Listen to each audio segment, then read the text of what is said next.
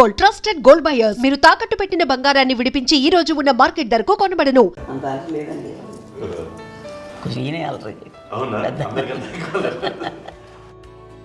అమ్మ ఇక్కడ ఒకటమ్మా, అల్లరికి హుషారుకి చలాకితనానికి చిలిపితనానికి ఆ తేడా తెలుసుకుని చెప్పమ్మా.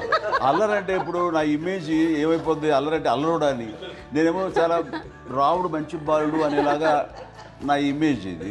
నేను అలాగే చెప్తుండేవాడిని. నా ఉద్దేశం అదే. నేనేమో అల్లరి నన్ను అంటే చలాకితనం అమ్మ అల్లరు అనుకునేది. లేదంటే ఎక్కువ హుషారు కానీ చాలా బాగుండేవాడు అబ్బాయి. ఇంట్లో పనులన్నీ మీకు సాయంగా ఉంటాయి. అవునండి, వాడే చేసేవాడు. అది ఇంట్లో ఎవరు ముట్టుకునేవాడు కాదు, మా నాగబాబు అస్సలు ముట్టుకునేవాడు కాదు. అన్నిటికీ నాకు ఆయన సహాయమే పాపం. నాన్న ఆయన ఉద్యోగం వెళ్ళిపోయారు. నేను పాక్కుంటూ అలాగా వెళుతూ వెళ్ళిపోయాను, నాకు తెలియదు. తర్వాత అమ్మ చెప్తుంటే నేరుగా మాత్రం కొన్ని గుర్తుంటాడు. కంబర్ కోలి ఉంది నాది. ఒక అది పెట్టి అది ఏడు కూర్చోతా ఏడుస్తున్నాను రోడ్డు మీద. వెళ్ళేసరికి వాళ్ళు 3 years వీళ్ళకి ఇచ్చిన సలహా ఏంటి? అంటే ఇండిపెండెంట్గా ఉన్నాం కదా అమ్మ, ఎవరిని డిపెండ్ అవ్వద్దు. మీ పిల్లల్ని నువ్వే జాగ్రత్తగా పెంచుకో, ఎవరినైనా చేయకు, డిపెండెంట్గా పెట్టద్దు అని ఆవిడ మాకు బాగా ఎక్కువ చెప్తుండేది. నాకు కొంచెం టఫ్ టైమ్స్లో కూడా ఆమె నీ పాటు నువ్వే ఉండాలి, ఎవరి దగ్గర ఉండదు, ఎవరింట్లో ఉండదు, మా దగ్గర కూడా ఉండదు, నీ ఇద్దరు కిలోమీటర్లు నువ్వే ఉండాలి. అది కష్టం కదండి అట్లా చెప్పడం. చెప్పారు చాలా తక్కువ, బట్ నాకు అదే ఇచ్చే ధైర్యం. ఇండిపెండెంట్గా అట్లా ఒకరి దగ్గర ఉంటే మీ గౌరవం తగ్గిపోతుంది, ఎక్కడ ఉండదు. అది చాలా నాకు చాలా ఇన్స్పైరింగ్ ఉండేది మాట్లాడుతుంది. ఇప్పుడు కూడా అది చాలా హ్యాపీగా అనిపిస్తుంది అని చెప్పింది. అంతే కదా, ఇప్పుడు మనకి ఏదైనా రోగాలు వస్తే వేసేస్తాం, దాన్ని బాధపడుతుంది మనమే. బట్ తగ్గించేవాళ్ళు, కన్సర్న్ చూపించే డాక్టర్స్ ఒట్టుకోలు కిత్తలు కింద ఉండొచ్చు, కానీ పోరాడాల్సింది మనమే. నాకు సార్ కొంచెం ఒక డిప్రెస్డ్ ఇదేదో వస్తాయి ఫేజ్ ఒకటి. నేనేదో ఇంకా మా అందరి నుంచి నేను సపరేట్ అయిపోయినట్టు ఒక సిచ్యువేషన్ వచ్చినప్పుడు అమ్మ నన్ను పట్టుకుని said I'm there for you. Yes, ఎవరు నువ్వు అన్నా ఎస్ అన్న ఫ్రెండ్స్ కానీ ఎవరైనా సరే ఎప్పుడు కూడా అలోన్గా మటుకు అనుకోకు, నేను నాన్న. ఆవిడ నన్ను పట్టుకొని ఇచ్చిన అఫెక్షన్ లేదా ఫీలింగ్ అసలు బలం అన్నమాట. ఇంకా ఏంటంటే ఏమన్నా చేయగలను నేను, పర్లేదు ఇంట్లో నాకేం ఏదైనా సాధించగలను అన్న ఒక భరోసా తల్లి దగ్గర నుంచి రావడం అనేది నాకు ఎవరు అవసరం లేదనిపించింది. అంత స్ట్రాంగ్గా ఆవిడ వెరీ స్ట్రాంగ్, వెరీ ప్రాక్టికల్. అంత స్ట్రాంగ్ చేసింది నాన్న చెప్పండి. మా పిల్లల విషయంలో మేము కూడా మేబీ అంత స్ట్రాంగ్ కాదేమో, సెన్సిటివ్గా ఉంటాం, కానీ అమ్మ మటుకు చాలా స్ట్రాంగ్గా ఉండి మమ్మల్ని కఠినంగా ఇలాగే ఉండాల్సింది, ఇలా ఉండండి అప్పుడే మీరు నేర్చుకుంటారు. ఇక్కడ అమ్మ పాజిటివ్నెస్ గురించి ఇంకో మాట చెప్పాలి. అంటే తన బిడ్డలకే కాదు, ఈ రోజున మా రెండో పాప శ్రీజ కూడా తనకి లైఫ్ చిన్న SMS వచ్చింది. ఆ టైంలో కూడా తను ఏముందంటే అప్పుడు నాన్నమ్మ దగ్గరికి వెళ్ళాను, తను ఇచ్చిన భరోసా, తను ఇచ్చిన మాట వెళ్ళలేని ధైర్యం వచ్చింది నాతో. నాన్నమ్మ దగ్గర ఎప్పుడు కూర్చోస్తాడు అప్పుడే పాజిటివ్ ఫీలింగ్ వస్తుందని నాతో షేర్ చేసుకుంటాను. తను మాతో చెప్తుంటే అనిపిస్తుంది కరెక్ట్. అమ్మ ఏం పర్లేదమ్మా, లైఫ్ అంటే ఒకరితోనే అయిపోదు, ఆ ఒక్కరి వల్ల వాళ్ళ ఇన్ఫ్లుయెన్స్ తోటో వాళ్ళు మన మీద నియంత్రించడం కానీ మన బాధల్ని వాళ్ళు చేయడం అవుతాం. జస్ట్ నువ్వు నీ గురించి నీ మనసులో ఏదనిపిస్తే, నీ గుడ్ ఫీలింగ్ ఏదిస్తుందో ఆ ఫీలింగ్ ప్రకారం వెళ్ళిపోదు. అంటే ఆ జనరేషన్ పీపుల్ ఎక్స్పెక్ట్ అలా కాదు, ధైర్యం ఉండి అందరికీ ధైర్యం బాగా నూరుకొస్తారు. ఫాదర్ కూడా, మా నాన్నగారు కూడా అస్సలు ఎప్పుడు అనేవాళ్ళు, ఎప్పుడు మీరు పెట్టే చెయ్యి మీరు ఎప్పుడు పైన ఉండాలి తప్ప తీసుకునేలాగా ఉండకండి, చేతులు పెట్టుకోండి అనే అట్లాంటివి చెప్తుండేవాళ్ళు. అందుకని మాకు ఇండివిజువాలిటీ మాకు బాగా ఎప్పుడు కూడా ఒకళ్ళని అడగడం అని, ఈవెన్ బ్రదర్స్ని అడగాలన్నా కూడా మాకు అది పడిపోయింది మైండ్లో, కొంచెం కష్టపడుతుంది. సో నాకు అంటే ఆవిడ మా అమ్మ ఏదన్నా కొంచెం డిప్రెస్ అయినా నేను చాలా ఎక్కువ అమ్మకి షేర్ చేసుకుంటే, అన్నయ్య కూడా లేడు. అన్నయ్య ఉన్నప్పుడు ఓకే, లేనప్పుడు నేనే ఎక్కువ షేర్ చేసుకున్నాను. బట్ ద బెస్ట్ థింగ్ మా అమ్మ దగ్గర నుంచి హగ్ అండి. ఈరోజు కూడా మా అమ్మని హగ్ చేసుకోకపోతే అంటే అది నాకు మా అందరిలోనూ, అంటే ఆవిడ పెద్ద చదువుకున్న వ్యక్తి కాదు, పెద్దగా బయటికి వెళ్ళి నా ఎక్స్పోజర్ కాదు, కానీ ఇవాళ అన్నయ్యగా చెల్లికి మా అన్నయ్యకి అట్లా ఉండొచ్చు. ఉంటుందండి ఫ్యామిలీ అన్న తర్వాత. కానీ ద ఇన్విజిబుల్ బాండేజ్ మా అమ్మ ఇచ్చింది, ఆ లవ్ అండ్ ఎఫెక్షన్, హగ్, అవన్నీ ఆవిడ నాన్ వెర్బల్ అడ్వైజ్ ఏంటంటే అందరూ అలా కలిసి ఉండాలనేది ఆవిడ నుంచి మేము నేర్చుకున్నామండి. అది ఇట్స్ ఇస్ నాట్ వర్డ్లీ, అది నోటి మాట కాదు, అది వెర్బల్గా కాదు, నాన్ వెర్బల్గా చెప్పినటువంటి ఇది. సో అందుకని అది మాకు గొప్ప, మేమందరం ఇప్పుడు అలా ఉండడానికి కారణం, అంత కలిసి ఉండడానికి కారణం, మెయిన్ కారణం మా అమ్మండి. అది సో అందరూ ఉండాలనేది మా అమ్మ అడ్వైస్. ఇప్పుడు కూడా నేను ఎప్పుడైనా ఏదైనా ఫీల్ అయినా, అన్నయ్య ఫీల్ అయినా, లేదు నాన్న అట్లా వదుకు, ఇట్లా ఉండండి, ఇట్లా ఉండి ఇప్పటికీ చెప్తుంది. మేము ఎవరైనా ఎప్పుడైనా మా చెల్లితో గొడవపడ్డా అనుకోండి, నేను అట్లా అనకరా అని, ఎట్లాగా అన్న ఏమో లేదులేమ్మా ఏదో అన్నాను కానీ ఫీల్ అవ్వకమ్మా, మేమందరం కలిసి ఆవిడని అసలు టెన్షన్ పెట్టవండి మేము. సో అలా అది ఆవిడ నేర్పించింది, అలా కలిసి ఉండటం అనేటువంటి బాండేజ్ని. లో చెప్పాలంటే మీ అందరికీ ఆవిడ ఒక వైఫై లాంటిది. Yes, you can say that. Yes yes. ఇంకొక అడ్వైజ్ కట్టండి, అమ్మ విషయంలో నేను గొప్పగా ఫీల్ అయ్యేది, కానీ చాలామంది పెద్దలు రిటైర్ అయిపోయి విశ్రాంతి తీసుకుంటున్నటువంటి పెద్దలందరూ కూడా ఆచరించే విధంగా ఒక విషయాన్ని నేను గమనించాను. ఇప్పుడంటే నా దగ్గర ఉంటుంది కాబట్టి ఉన్నాను. అమ్మ విడిగా ఇంకొక ఇంట్లో ఉండేది, 9 సంవత్సరాలు నాన్నగారు దూరం దగ్గర నుంచి ఉండేది. 5 సంవత్సరాలు ఒంటరిగా ఉండి నన్ను బిడ్డలందరూ ఎవరు మానవ వెళ్ళిపోయారు, నేను ఒంటరి అయిపోయాను ఫీలింగ్ అమ్మకు ఎప్పుడు ఉండేది కాదు. తర్వాత బిడ్డలు వాళ్ళ టైం బట్టి వచ్చి చూసుకుంటే సరిపోతుంది. అది వారమా, నెలక, 2 నెలక, అసలు ఒక్కోసారి రాలేని పరిస్థితిలో ఉంటుంది. 5-6 నెలల పాటు ఇదే ఊళ్ళో ఉండి పక్క వీధుల్లో ఉండి ఎవరి పనులు వాళ్ళు బిజీగా ఉండి, ఎవరి షూటింగ్ వాళ్ళు బిజీగా ఉండి, ఎవరి ప్రొఫెషన్లో వాళ్ళు బిజీగా ఉండి, ఎవరి ప్రొఫెషన్లో వాళ్ళు బిజీగా ఉంది, తన సంసారం తను బిజీగా ఉంటాను. ఒకసారి అమ్మ ఏమి ఫీల్ అయ్యేది, ఏంటమ్మా రావట్లేదు, అసలు పట్టించుకోవట్లేదు ఏంటి అంటే, అంతేలేమ్మా అని ఇలాంటి నిరసన మాటలు కానీ, ఈసరింపు మాటలు కానీ, లేకపోతే న్యూనతాభావం కానీ ఇలాంటివి ఎప్పుడు అమ్మకు లేవండి. వచ్చారు అబ్బాయి ఏం చేసి పెట్టడా చెప్పండి అంటూ చాలా పాజిటివ్ ఉండి, ఇప్పటికీ కూడా తను సపరేట్ కిచెన్ మా ఇంట్లో ఎంతో ఉంటుంది. ఎందుకంటే అమ్మకి మోస్ట్ స్ట్రెస్ బస్టర్ వచ్చేసినా, లేకపోతే ఏదో రిలీఫ్ ఏంటంటే తన కిచెన్లో కూర్చొని వండి అందరికి పెట్టాం. ఇప్పటికీ కళ్యాణ్ బాబు అక్కడక్కడ తిరిగేసి, ఎక్కడెక్కడో చేసి, నిరసన చేసి, చేసి వస్తే అమ్మకి చాలా జాలి. ఆడేదో ఇంకా మేము గుడ్లో కష్టపడుతున్నాం, కానీ ఆడి ఎంతలో వెళ్ళేదో మీ టీవీలో వాటిలో అది ఎక్కువగా చూపించేసరికి వాడే కష్టపడతారు, మేము కష్టపడలేదు ఫీల్ అమ్మకి. అందులో వాడు రాగానే ఎలా వచ్చావా అని అమ్మ ఎక్కడ కళ్యాణ్ బాబు అంటే ముందు అమ్మను కానీ ఎక్కడ కళ్యాణ్ బాబు, తను ఎక్కడ ఉంటాడో ఏముంటుందో తెలుసు. అది తెలిసిన తర్వాత ఎక్కడే తను వాడికి ఇష్టమైన బిర్యానీ అవి చేసి చక్కగా పంపించి అన్నీ చేస్తుంది. అట్లాగా బిడ్డలకి పెట్టడమే తప్ప బిడ్డల నుంచి ఈ వయసులో ఎక్స్పెక్ట్ చేయడం లేకపోగా కొంచెం పట్టించుకోవట్లేదు అనే ఒక న్యూనత భావంలోకి వెళ్ళిపోయి సైకలాజికల్ డిప్రెస్ అయ్యే మదర్ మొత్తం కాదు.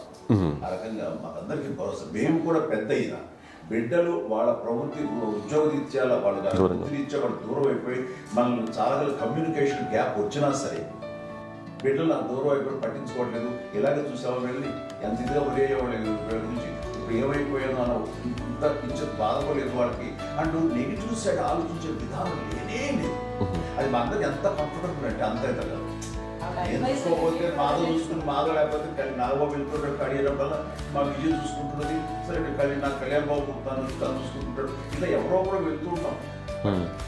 అమ్మ మాత్రం అది వెరీ గుడ్ హెల్దీ. నేను చాలా మంది తల్లిదండ్రులు చూశాను, అవును, వాళ్ళు చాలా ఇబ్బంది పడుతూ ఉంటారు. పట్టించుకోవట్లేదు, మేము అర్థం చేసుకోగలము కానీ వాళ్ళు వస్తే బాగుంటుంది కదా అనేది ఉంటుంది. ఫీల్ అవుతారు. అవును, అలాంటి ఫీల్ ఏం లేదు. పైగా బిడ్డలు వస్తే వాళ్ళకి ఏం చేసి పెట్టాలా అనే ఆలోచన. అది వెరీ హెల్దీ. చాలా మంది ఆచరించాల్సిన గొప్ప విషయం అనుకుంటాను. చిన్నప్పుడు అన్ని ఆనందాలేనా, మర్చిపోలేని దుఃఖాలు కూడా ఏవైనా ఉన్నాయా? అమ్మ చెప్పాలంటే ఓపికకి, గృహిణిగా తన బాధ్యతలు నిర్వర్తించడానికి అండ్ అన్ని రకాలుగా టేకింగ్ కేర్, దీనికి ఒక మంచి ఉదాహరణ నేను చెప్పగలను. అది తలుచుకున్నప్పుడు నాకు చాలా ఉద్యోగంగా ఉంటుంది, నాకు చాలా కంటితలు వచ్చేస్తుంది. అమ్మకి మేము 5 బిడ్డలు అండ్ పురిట్లోనూ 1 year పెరుగో, 2.5 years పెరుగో. నేను ఎక్కడికి వస్తారు హాస్పిటల్ కదా. ఈ మధ్యకాలంలో సరే అమ్మ మోకాల ఆపరేషన్ జరిగింది. అమ్మ నువ్వు కుంటుతో బాధపడుతున్నావు, అసలు ఈ రోజున వచ్చిన మెడికల్ అడ్వాన్స్మెంట్లో నీకు అసలు ఏ బాధ తెలియకుండా మోకాల ఆపరేషన్ రీప్లేస్ చేస్తారు అని వీళ్ళందరూ చెప్పడం భయపడతాను. ఎందుకంటే ఫస్ట్ ఎలా సపరేట్ అవుతాను ఎలా చెప్పాలి తెలియదు. ఒక్క వీళ్ళంతా కలిపి నీ మాట వింటారు, మాట మీద నువ్వు చెప్పేది అసలు ఎప్పుడు ఏ పని చేయలే. లేదు నిజం ప్రామిస్ అండి, ఏ పని చేసేవాడు కాదు. మా ఇద్దరికి మధ్యలో పాపం అన్నయ్య చాలా పని చేసేవాడు. ఎంత పని చేసేవాడు, నేను ఇచ్చిన తర్వాత మళ్ళీ నాకు ఏదైనా చిన్న పని చెప్తే అది కూడా నువ్వే చేయనివ్వండి. ఆ కోపం వచ్చేది, కోపం వచ్చి ఒకడు కొట్టేవాడు, కొడితే కోపం వచ్చేది తప్ప నేను వెళ్ళేవాడిని కాదు. అమ్మకి ఎప్పుడు ఏంటంటే ఒక ఇదే పని చేయడని, అంతే. నిజంగా ఏ పని చేసేవాడిని కాదు. అవునా? కష్టపడ్డా గుడ్లా లేదు లేదు లేదు వాడంటే మన మహాప్రేమ. నేను చూస్తున్నాను దగ్గరలో ముద్దు పెట్టినావు ఆర్టిస్ట్ కాబట్టి వ్యక్తీకరించిన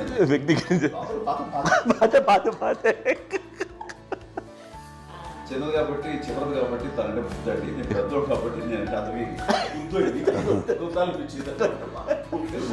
ఎక్కువ కష్టపడింది కానీ మా నాన్నగారి చేతిలో ఎక్కువ అంటే నాన్న బాగా కోపం ఎక్కువ అనుమానించింది. కానీ అన్నయ్య పాపం బాగా దొరికేసేవాడు పాపం. ఒకసారి అంటే మరి మాకే ఏంటి ఇంత దారుణంగా ఉంది నాన్న మీద కోపం వచ్చేది నాకు. నాన్న మీద కోపం వచ్చేది, నాన్న చూసి బాధ అనిపించేది. అమ్మాయి ఏమనేది కాదు.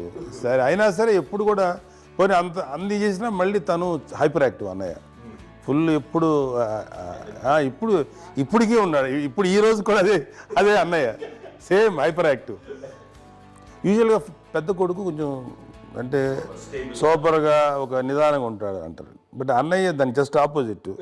యూజువల్గా ఆఖరి పిల్లలు హైపర్ యాక్టివ్ ఉంటారు, అన్నయ్య పుట్టడమే భయంకరమైన హైపర్ యాక్టివ్.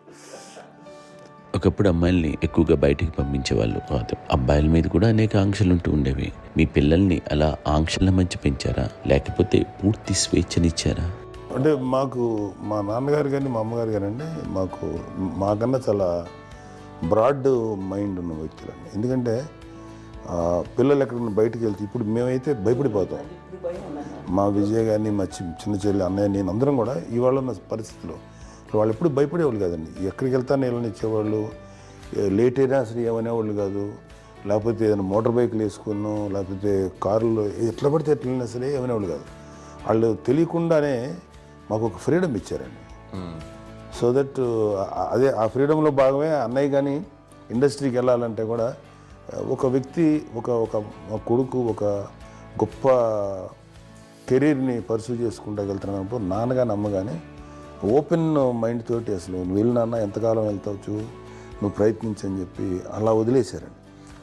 అన్నయ్య కూడా ఏంటంటే మోస్ట్ రెస్పాన్సిబుల్గా వెళ్ళి చాలా మేజర్ అమౌంట్ అన్నయ్యకి కూడా పెద్ద అమ్మ వందలు ఇచ్చేది కాదు. కరెక్ట్గా ఆ ఇన్స్టిట్యూట్లో చదువుకునేటప్పుడు ఎంత ఇవ్వాలో కరెక్ట్గా ఇచ్చేది. తనకి ఎక్స్ట్రా ఖర్చు పెట్టుకుంటే అంటే అట్లా ఉండేది అంతే కదా. అంత జాగ్రత్తగా అన్నయ్య కూడా అంత రెస్పాన్సిబిలిటీగా రెసిప్రోకేట్ అయ్యి చేసి అందువల్ల మా అమ్మ నమ్మకం చూడాలి, మా అమ్మగారి మా నాన్నగారి నమ్మకాన్ని ఎప్పుడు అది పాడు ఇంత నమ్మకానికి 10 times ఇచ్చాడు. ఏ వయసెస్ వైపు కానీ ఏ అలవాట్ల వైపు కానీ ఎందులో ఇండల్జ్ అవ్వకుండా నాకు నేనుగా నియంత్రించుకుంటూ సరైన మార్గంలో వెళ్ళేలాగా నాకు వెళ్ళడానికి లోపల ఆ స్ట్రాంగ్ థాట్ అడగగానే వాళ్ళు రెసిస్ట్ చేస్తే చాలా ఆపేశారు అని ఏదో చిన్న రిలక్టెంట్ ఫీలింగ్ ఉంటుంది. వాళ్ళ మీద చిన్న కోపం నిరసన ఉండేది. వాళ్ళు అలా లేకపోవడానికి వాళ్ళు వెంటనే అడిగిన వెంటనే జాగ్రత్త అనే నిర్ణయం ఉండేది. కానీ జాగ్రత్త అని హెచ్చరిక చేయడంతో నాకు మరింత బాధ్యత తిరిగి గుర్తు తిరిగి నేను నడుచుకుంటూ వెళ్ళాను. కాబట్టి అది నాకు ప్లస్ అయింది వాళ్ళ దగ్గర.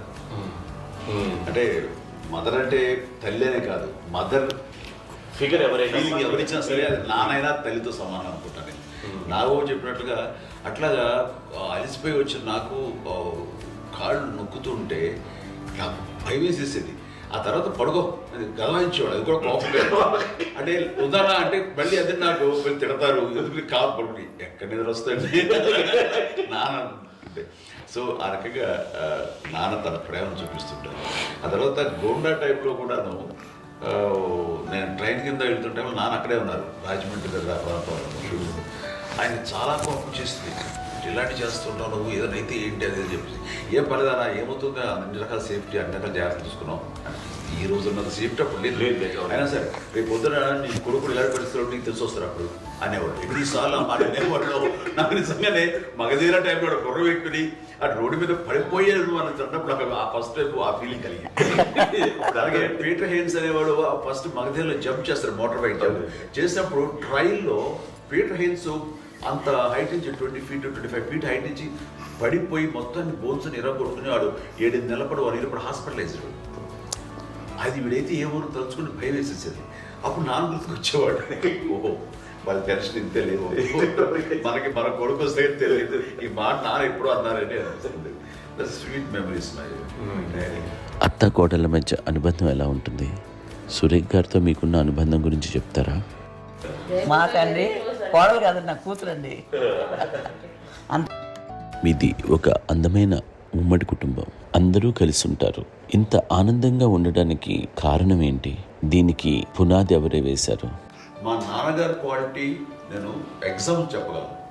అమ్మ వాళ్ళ ఇంట్లో పెద్దది, వాళ్ళ నాన్నగారు అంటే మా తాతయ్య గారు ప్రొహిబిషన్ డిపార్ట్మెంట్లో సిఐగానే ఎస్ఐగానే చేశారు. ఏదో మా ఇన్స్పెక్టర్ సిఐ చేసి ఆయన కాలం చెందారు. చాలా ఎర్లీగా 48 years చచ్చిపోయారు. 40 చచ్చిపోయారు. 40 దాదాపు 40 సరిపోతే ఆయనకి అప్పటికి అమ్మ కాకుండా 4 బిడ్డలు. అమ్మ తర్వాత అబ్బాయి తర్వాత 3 ఆడపిల్లలు. వాళ్ళు ఏంటంటే రాకరావిడి నాగబాబు కంటే కూడా చిన్నమ్మ. అది ఆ వయసు అంత చిన్నవాడు. అమ్మ మా పిన్నమ్మని నాకంటే చిన్నవాడు. అలాంటి పిన్నమ్మల్ని ఆయన వీళ్ళ నాగ చనిపోయిన తర్వాత తన ఫ్యామిలీ అంతగా నాన్న పెంచారు. నాన్న కూడా అరాపురా శాలరీ మీద బతికేదే తప్ప కూడా కాదు. సో తనకు మిగిలిన దాంట్లో మళ్ళీ ఆ ఫ్యామిలీని చూసుకోవడం, మా అమ్మమ్మని చూసుకోవడం, వాళ్ళ మంచి చెడు చూసుకోవడం. వాళ్ళకు ఇల్లు మాత్రం ఉంది మొగల్తూరులో. ఆ ఇంట్లో వాళ్ళు అద్దెకు వస్తే ఆ కొంచెం డబ్బు నానిచ్చే డబ్బు, అక్కడ పొలం కొనిచ్చారు, ఆ పొలం మీద వచ్చే డబ్బుతోటి అంతా బాగా చూసుకోవాలి తన ఫ్యామిలీ లాగా. కాబట్టి నాన్న ఫస్ట్ సూత్రధారి. అమ్మ కూడా ఫ్యామిలీ బాండింగ్ టుగెదర్నెస్ అనేది స్ట్రాంగ్గా ఉండటానికి నాన్న ఏర్పాటు చేసినటువంటి బీజం. అది అమ్మ కంటిన్యూ చేస్తుంది. మేము ఇవన్నీ చూసి మేము నేర్చుకుని మేము టుగెదర్ అంటున్నాను. అందునే we are very rich in terms of emotional bonding. ఇప్పటికే ఏ కష్టం వచ్చినా, ఎవరికి ఏది ఇబ్బంది వచ్చినా సరే మొత్తం అందరం గురిపోతాం. ఏ లెవెల్గా వెళ్ళిపోయి మోర్ సపోర్ట్ చేస్తాం. అండ్ వీ డోంట్ ఎక్స్పెక్ట్ ఇంకే అంతమంది ఏముంది ఒకరినొకరు భరోసా. అది మా ఫ్యామిలీ మేము వెరీ స్ట్రాంగ్ అని చెప్పాలి. పెద్దవాడిని కాబట్టి అవకాశం నాకు వచ్చింది కాబట్టి అమ్మ ఇది ఎప్పుడు ఎవరు కొన్ని విషయాలు నాగబాబు సపోర్ట్గా ఉంటాడు. నాగబాబు ఉండి వాడు ఉంటాడు భరోసా. అలాగే ఆడపిల్లలు మీ అందరిలోనూ అమ్మని ఎవరు ఎక్కువ జాగ్రత్తగా చూసుకుంటారు? ఎగ్జాక్ట్లీ. మేము కూడా గమనించలేని సున్నితమైనటువంటి ఇష్యూస్ లైక్ హెల్త్ విషయం కానీ, అమ్మ మూడు కానీ, అన్నయ్య ఎంత క్యాజువల్ ఎంత బిజీ ఉన్నా ఆ ఒక అమ్మాయి అలాగే చాలా చిన్న చిన్న విషయాలు కూడా చాలా మెడికల్ ఇంట్రెస్ట్. అందుకని మాకు అన్నయ్య ఉన్నాడు, అన్నయ్య దగ్గర ఉన్న అమ్మ అంటే ఇంకా ఎక్కువ రిలాక్స్ అయ్యాను. అన్నయ్య దగ్గరికి వచ్చాక మేము అందరం చాలా కంఫర్ట్ అయిపోయాం. ఎప్పుడు ఎవరు కొన్ని విషయాలు నాగబాబు సపోర్ట్గా ఉంటాడు. నాగబాబు ఉండి వాడు ఉంటాడు భరోసా. అలాగే ఆడపిల్లలు ఇట్లా ఒకళ్ళొకరు అండి కాంప్లిమెంటింగ్ టు ఈచ్ అదర్ అండి. అవి ఒక్కరు కాదండి, అది వాళ్ళ అమ్మ చూపించే ప్రేమగా నేను చెప్పగలను. కానీ బట్ దీని అందులో సూత్రధారి నాన్న తర్వాత అది అమ్మ మెయింటైన్ చేస్తుంది. భరోసాగా ఉండేవాళ్ళు అంటే అందరూ కలిసి సపోర్ట్గా ఇది చేయడం. పెద్దనాన్నగారి పిల్లలు కూడా ఆయన చూసేవారు. మా నాన్నగారు అన్నయ్య గారు వాళ్ళ బిడ్డలు కూడా ఇక్కడే ఉన్నారు. వాళ్ళు కూడా అమ్మే, వాళ్ళ ఆడపిల్లలు కూడా అమ్మే. చూడండి నాన్న ఎట్లయితే తన చెల్లెలు చూసుకున్నారో అట్లే నాన్న తరపు అమ్మగారి పిల్లలు వాళ్ళు చనిపోయారు ఎల్లిగారు. వాళ్ళ బిడ్డలకి పెళ్లిళ్ళు పేరెంటాలు అన్నీ చేసింది అమ్మాయి. అమ్మ అలా చేసింది కాబట్టి అది మాకు మార్గదర్శకం ఉంది. ఇప్పటికీ వాళ్ళు కొంచెం ఒక మాదిరి పరిస్థితి ఉంటే వాళ్ళకి ఇల్లు కూడా పెట్టడం కానీ వాళ్ళకి ఏంటన్నది అమ్మ మాటలో చెప్పాలంటే బంధాలు బాంధవ్యాలు అన్నది ఎనలేని ఆస్తి పాస్తులు. సో ఎలాగైతే డబ్బు ఎంత సంక్రమించింది, ఎన్ని ఆస్తులు వచ్చాయి ఫిజికల్గా అనే దాని మీద కంటే కూడా ఇవి ఆస్తిగా తీసుకుంటూ నేను విలువ ఎరిగి గుర్తెరిగి దాని ప్రభావం తెలుసుకుని అది కనుక మనం ఇచ్చుపుచ్చుకుంటే ఫ్యామిలీలో అంటే దాని మించి ఉంది. మా చెల్లెలు కూడా వస్తే నేను అనుకోవట్లేదు, సూర్య కూడా ఉంటుందని నేను అనుకోవటం లేదు. అలాంటి గొప్పగా ఇది అండ్ ఆ రకంగా షీఈ్ వెరీ చాలా గొప్ప జన్మ. అమ్మకి చిన్న మానసికంగా చిన్న ఏదో ఒక డిప్రెషన్ ఏదో వచ్చింది. ఏదో నాన్న గుర్తుకొచ్చో నాన్న లేరనో అంటే వాళ్ళ అమ్మగారు కూడా అదే టైం చనిపోయారనో తన దగ్గర ఉంటారు. ఏదో ఉన్నప్పుడు మేము అందరం సపోర్ట్గా ఉండి రామా కొన్నా నా దగ్గర ఉందిగా అని చెప్పేసి అప్పట్లో అమ్మ వేరేగా ఉంది.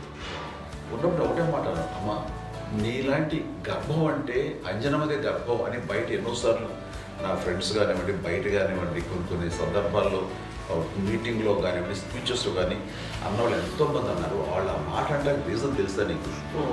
కోటాల్లో ఎంతమంది తల్లులకు నీకు వచ్చిన అదృష్టం, నీకు లభించినటువంటి గౌరవం ఎవరు లభిస్తున్నాను? బిడ్డలు ఎంతోమంది చేత కొనియాడబడుతున్నారు, ఎంతోమందికి సహాయపడుతూ ఆ రకంగా వాళ్ళందరి యొక్క ఆశీస్సులు పొందుతున్నారు. కానీ ఎంతోమందికి నిరంతరం హెల్ప్ చేస్తూ వాళ్ళ ఇది చూసుకుంటున్నారు.